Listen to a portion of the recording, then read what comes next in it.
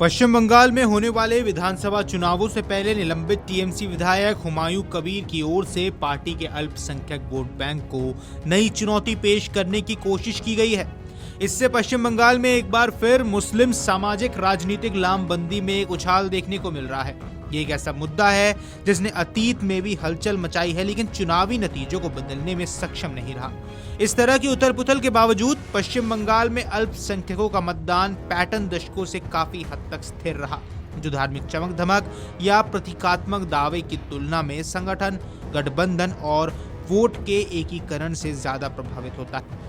294 सदस्यीय विधानसभा के चुनाव कुछ ही महीनों पहले हुमायूं कबीर की बगावत जैसी घटनाएं, जो तीखी बयानबाजी और भावनात्मक प्रतीकों से जुड़ी हैं, टीएमसी के अल्पसंख्यक वोटों के विभाजन के बारे में अटकलों को जन्म देती हैं, जो लंबे समय से उसका वोट बैंक माना जाता है।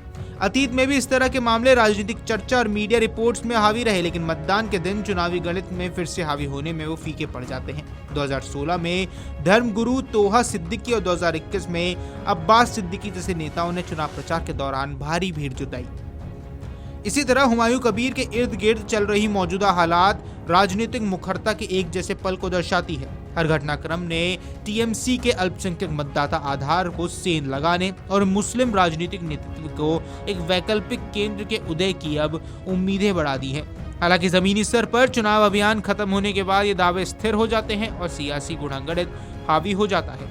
अब्बास सिद्दीकी के राजनीतिक पदार्पण से लेकर हुमायूं कबीर के राजनीतिक उदय तक बंगाल में मुस्लिम केंद्रित पहलों से एक माहौल बनता है, जो चुनाव से पहले चरम पर पहुंचता है, बहस को तेज करता है और सीटों पर मतदान पैटर्न में बदलाव लाए बिना खत्म हो जाता है। धार्मिक शख्सियतों की ओर से चुनाव से पहले की जाने वाली लामबंदी को सीटों में बदलना मुश्किल होता जा रहा है, क्योंकि बूथ स्तर का संगठन, गठबंधन प्रबंधन और वोटों का हस्तांतरण निर्णायक वजह बने हुए हैं। विश्लेषक और राजनीतिक नेता इस पुनरावृत्ति की वजह नेतृत्व की विफलता के बजाय संरचनात्मक बाधाओं को मानते हैं।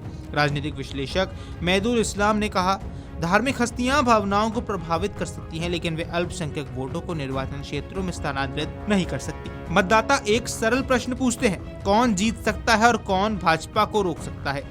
2021 के चुनावों से कुछ महीने पहले अब्बास की ओर से गठित और वामपंथी कांग्रेस के सहयोगी इंडियन सेकुलर फ्रंट यानी कि आईएसएफ को टीएमसी के सियासी समीकरणों को बिगाड़ने वाली पार्टी के तौर पर पेश किया गया था। इसके उलट आईएसएफ केवल एक सीट जीत पाई। इसने बंगाल की राजनीति में साबित किया कि रैली में आई भीड़ का मतलब चुनावी सफलता नहीं होता है।